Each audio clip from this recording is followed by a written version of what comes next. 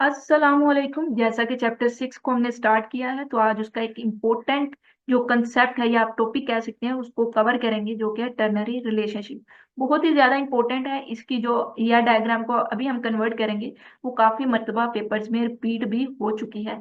तो बहुत ही आसान और सादा अल्फाज के साथ आपको ये कंसेप्ट क्लियर करवाने की पूरी कोशिश करूंगी। लेकिन उससे पहले आपने मेरे चैनल को लाजमी से सब्सक्राइब करना है, अपने दोस्तों के साथ शेयर भी करना है। किसी भी किस्म की कोई भी कंफ्यूजन हुई आपको, आसानी के साथ आप नीचे एक कमेंट कर सकते हैं या मेरे व्हाट्सएप ग्रुप को ज्वाइन करके वहां पे भी आप उसे डिस्कस कर सकते हैं। तो टर्नरी रिलेशनशिप की बात करें तो नाम से ही जाहिर है कि ऐसा रिलेशनशिप तीन एंटिटीज के दरमियान में होगा। तो जब तीन एंटिटीज के दरमियान में एक रिलेशनशिप होगा तो उसको हम टर्नरी रिलेशनशिप कहते हैं। इस पूरे चैप्टर में ईआर डायग्राम वाले चैप्टर के और नॉर्मलाइजेशन वाले चैप्टर के कंसेप्ट बार बार रिपीट हुए हैं। तो मैंने ज्यादा डिटेल में नहीं, लेकिन ओवरव्यू आपको दोबारा दे देती हूँ हर कंसेप्ट का, साथ साथ हर टॉपिक में।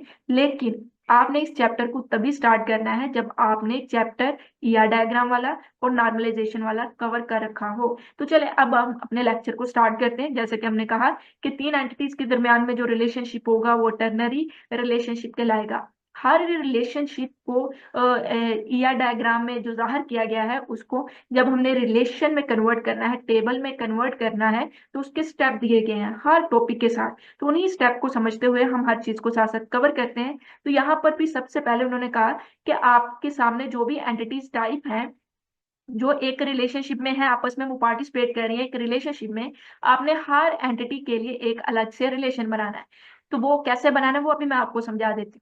उसके बाद आपने एक एसोसिएटिव रिलेशन भी बनाना है, यानी जहां पर ये एसोसिएट कर रही हैं आपस में, उसको रिप्रेजेंट करने के लिए इन तीन एंटिटीज के दरमियान भी आपने एक रिलेशन क्रिएट करना है। तो किस तरह से करना है, हम डायग्राम की तरफ मूव करेंगे ताकि आसानी से इसे समझ सकें।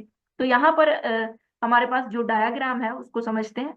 तो सबसे पहले आपने जब भी आपके सामने एक डायग्राम आएगी तो कौन सी चीज आपने जेहन में रखनी है, आपने जेहन में रखना है कि कहाँ कहाँ पे एंटिटीज है। तो यहाँ पे एंटिटीज को सबसे पहले ढूंढिए। जैसे कि यहाँ पे पेशेंट की एंटिटी है हमारे पास, फिर हमने देखा कि डॉक्टर की भी एंटिटी है। इसके अलावा हमारे पास ट्रीटमेंट की भी एक एंटिटी है, क्योंकि ये रेक्टेंगल में आपको शो हो रही है। तो सबसे पहले क्या करेंगे, जो भी एंटिटी है उस एंटिटी के नाम से एक रिलेशन क्रिएट करेंगे।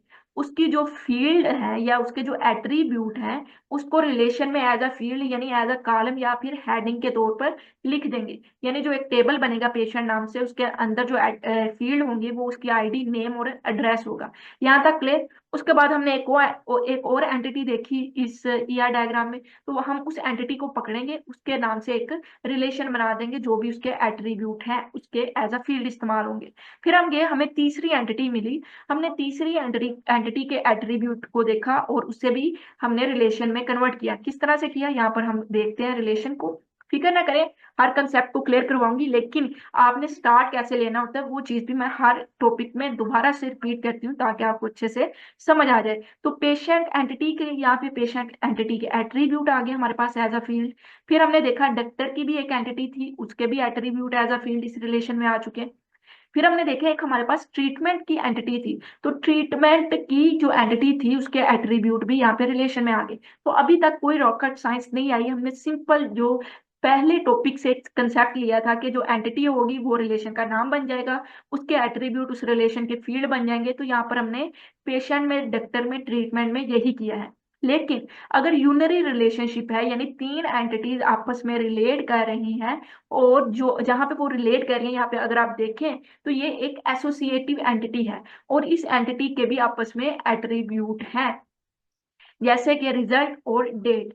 यहाँ पर ये तीनों जिस रिलेशन के थ्रू एसोसिएट कर रही हैं या कह रही हैं रिलेशनशिप में है, जो कि पेशेंट का ट्रीटमेंट है, उसको भी एज अ एंटिटी यहाँ पर शो करवा दिया गया है, क्योंकि ये एक एसोसिएटिव एंटिटी है। सेम ईआर डायग्राम वाले कंसेप्ट हैं यहाँ पर। तो यहाँ पर अगर ये एक एसोसिएटिव एंटिटी है तो इसका भी हम एक रिलेशन बनाएंगे, इसके भी हम एट्रीब्यूट लिख देंगे। लेकिन टर्नरी रिलेशनशिप में जो हमारे पास एसोसिएटिव रिलेशनशिप बनेगा, एक एसोसिएटिव एंटिटी है, इसको जब हम रिलेशनशिप में कन्वर्ट करेंगे इसके एट्रीब्यूट को एज अ फील्ड लिख देंगे। यहाँ तक तो चीज क्लियर है, लेकिन इसके साथ मजीद हम फील्ड लिखेंगे और उन फील्ड में हम डॉक्टर, पेशेंट और ट्रीटमेंट की प्राइमरी की को लिख देंगे। दोबारा से रिपीट कर रही हूँ, यहाँ पे देखिएगा कि जो पेशेंट ट्रीटमेंट का रिलेशन है उसमें हमने उसके एट्रीब्यूट तो लिख दिए, लेकिन हमने मजीद फील्ड को ऐड किया और इन तीनों फील्ड्स को देखा जाए तो ये तीनों रिलेशन जो हमने ऑलरेडी बनाए थे उनकी प्राइमरी की है। और हर एक की जो हमने यहाँ पर एज अ फॉरेन की इस्तेमाल कर ली है प्राइमरी की, तो ट्रीटमेंट की ये वाली की को हमने एज अ फॉरेन की यहाँ पे इस्तेमाल किया, तो यहाँ पे इसको मेंशन कर देंगे। डॉक्टर की है तो डॉक्टर आईडी को यहाँ पे मेंशन कर देंगे। पेशेंट की है तो यहाँ पे पेशेंट आईडी को यहाँ पे हम मेंशन कर देंगे कि ये एज अ फॉरेन की इस्तेमाल हो रही है इस प्राइमरी की। तो सिंपल सा कंसेप्ट था यहाँ पर, सिर्फ जो एसोसिएटिव एंटिटी है उसके अंदर हम दूसरी एंटिटीज की प्राइमरी की को एज अ फॉरेन की ऐड कर देंगे। तो ये था हमारे पास टर्नरी रिलेशनशिप। आई होप आपको टर्नरी रिलेशनशिप की अच्छे से समझ आ चुकी होगी। अगर आपको कोई भी कंफ्यूजन है तो आप कमेंट कर सकते हैं, अगर आपको समझ आ चुकी है तो आप वीडियो को लाइक कर सकते हैं। तो इंशाल्लाह अगले टॉपिक में लास्ट वाले टॉपिक को कवर करेंगे, इसके बाद एक सिंगल वीडियो में पूरा चैप्टर कवर करवा दूंगी ताकि पेपर के नजदीक आप अच्छे से रिवाइज कर सकें। तो इंशाल्लाह अगली वीडियो में मिलेंगे, तब तक के लिए अल्लाह हाफिज।